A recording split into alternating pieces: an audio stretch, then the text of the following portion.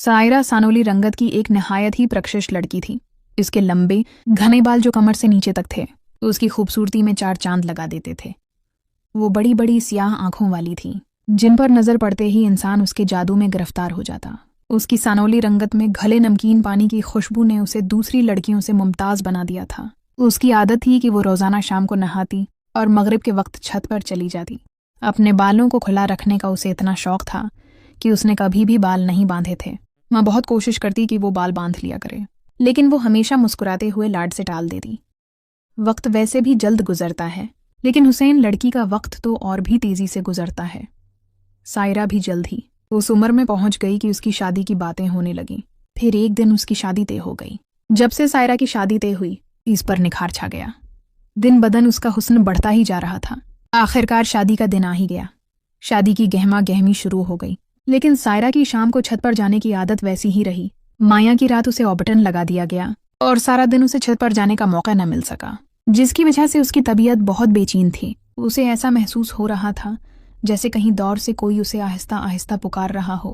पुकारने वाले की आवाज़ जैसे किसी गहरे कनवे से आ रही थी, जिसमें कुछ ऐसी तड़प थी कि सुनकर उसका दिल अफसरदा हो गया। फिर वो बेअख्तियार सीढ़ियों की तरफ चल पड़ी। घर चूंकि मेहमानों से भरा पड़ा था, इसलिए किसी ने उसकी गैर मौजूदगी महसूस न की। सर्दियों की ठिठुरती हुई सरद रात थी। मेहमानों के लिए बस्तर लगाने का वक्त आया तो उसकी छोटी बहनें छत पर मौजूद स्टूर से बस्तर निकालने गईं। अचानक उनकी चीख से पूरा घर गूंज उठा। सायरा छत पर बेहोश पड़ी थी। शादी में आए हुए तमाम मेहमान परेशान हो गए और परेशानी इस वक्त और बढ़ गई जब उसके हाथ पांव मड़ गए। सायरा की माँ ने आयल कुर्सी पढ़नी शुरू कर दी। आहिस्ता आहिस्ता सायरा को होश आने लगा। अल्लाह के कलाम की बरकत से उसकी तबीयत संभल चली गई और कुछ ही देर में वो गहरी नींद सो गई। घर में इस सूरत हाल पर शदीद खौफ का आलम था। सबके चेहरों पर बेपनाह तशवीश थी, लेकिन किसी को कुछ समझ नहीं आ रहा था। डॉक्टर के चेक अपने उसे मुकम्मल सेहतमंद करार दे दिया। शादी के बाद रुखसती हो गई और वो एक दूसरे शहर चली गई, जहां उसका घर शहर से कुछ दौर एक गैर आबाद इलाके में था, जहां बहुत कम घर बने हुए थे और वो भी एक दूसरे से काफ़ी फासले पर।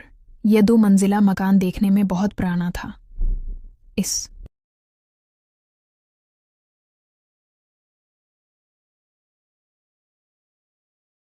की तामीर में गुजरे वक्त की अजमत के निशानात छिपे हुए थे। निशानात भले ही मिट चुके थे, लेकिन अजमत रिफ्ता की गवाही दे रहे थे।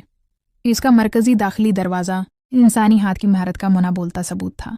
दाखिली दरवाजे से मुत्तसिल सीढ़ियां थीं जो ऊपर वसिया बैठक तक जाती थीं, जहां से चंद कदम के फासले पर वसिया दालान और उसके दूसरी तरफ रहायशी कमरों की कतार थी। दूसरी मंजिल भी इसी तरतीब से बनी हुई थी।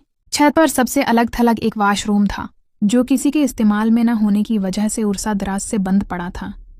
इस जगह कल 4 घर थे और सामने एक खुला मैदान। कोई 100 कदम दौर एक कब्रिस्तान था जिसमें बेमुश्किल 12 से 15 कब्रें होंगी। इस कब्रिस्तान से मुत्तसिल एक 4 दीवारी भी थी जो गैर मजहब अफराद के लिए मखसूस थी। इसके अलावा जो आबादी थी वो भी मुख्तसर थी, लेकिन यहाँ से कम उसका आधा किलोमीटर दौड़ थी। सायरा का कमरा ऊपर वाली मंजिल पर था। घर की दाएं जानिब वाली दीवार के बाहर जो दरख्त था वो ऊपर आते हुए इसके कमरे की खिड़की के बिल्कुल सामने नजर आता था।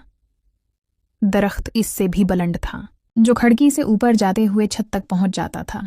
शादी से पहले सायरा के साथ एक मसला था कि कभी कभार वो सूते में हड़बड़ाकर उठ बैठती और चीखें मारना शुरू कर देती। ये सिलसिला शादी के बाद भी जारी रहा, लेकिन ससुराल वालों ने भी उसके इस मसले को ज़्यादा अहमियत न दी, क्योंकि अक्सर लोग सूते में डर जाते हैं। लेकिन एक दफ़ा ये मामला संजीदगी अख्तियार कर गया।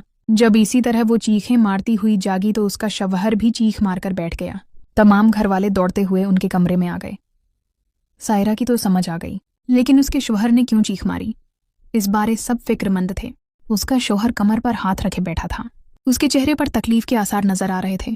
उसकी कमीज उठाकर जब कमर देखी गई तो उस पर बहुत बड़े साइज की अंगुलियों के नीले रंग के निशानात थे। नीले रंग के इसलिए कि जब बहुत जोर से थप्पड़ मारा जाए तो इस जगह पर खून जम जाता है।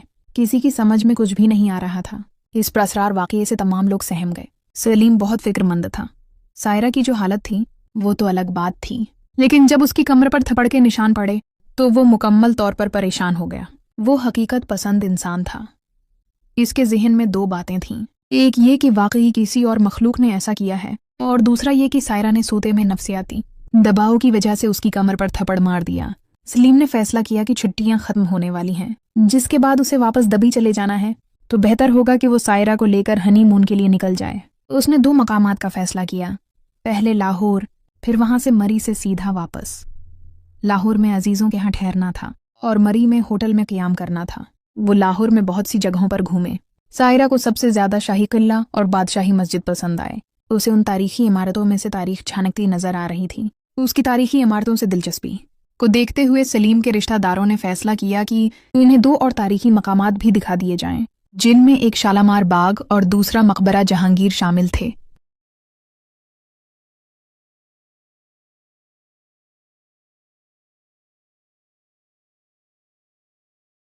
سلیم کے کزن نے کہا کہ پہلے شالامار باغ چلتے ہیں، پھر وہاں سے مقبرہ جہانگیر چلے جائیں گے اور پھر وہاں سے واپسی پر رنگ روڈ سے سیدھے گھر چلے جائیں گے، جو ان کے لیے بہتر رہے گا۔ وہ شاہی قلعہ سے نکل کر ریلوے اسٹیشن کی طرف چل پڑے۔ 2 موریا پل سے وہ ریلوے پل کے نیچے سے ہوتے ہوئے پیچھے باغ بامپور والی روڈ پر نکل آئے۔ اس روڈ پر چلتے ہوئے انجینئرنگ یونیورسٹی کے سامنے سے گزرتے ہوئے وہ شالامار باغ پہنچ گئے۔ وہاں پر آدھا گھنٹہ رکھنے کے بعد واپسی اسی راستے سے ہوتے ہوئے وہ مینار پاکستان کے دائیں طرف سے گزرتے ہوئے ٹریفک کے ہجوم کے ساتھ ساتھ راوی کے پل کو پار کر کے شاہدرہ کے مقام پر جا نکلے۔ شاہدرہ پہنچنے پر وہ دائیں طرف مڑ کر شاہدرہ کی آبادی کی طرف مڑ گئے۔ وہاں سے جی ٹی روڈ سیدھا راولپنڈی کی طرف جا رہا تھا اور بائیں طرف مڑیں تو شیخوپورہ اور فیصل آباد کی طرف روڈ جا رہی تھی۔ شاہدرہ کی طرف رخ کرنے کے بعد شاید 2 یا 3 منٹ کی ڈرائیو کے بعد وہ مقبرہ جہانگیر پہنچ گئے۔ یہ مقبرہ لاہور سے باہر ہونے کی وجہ سے اور دوسرا ہمارے معاشرے کے رویے کی وجہ سے ایسے ہی ہے جیسے سوتیلا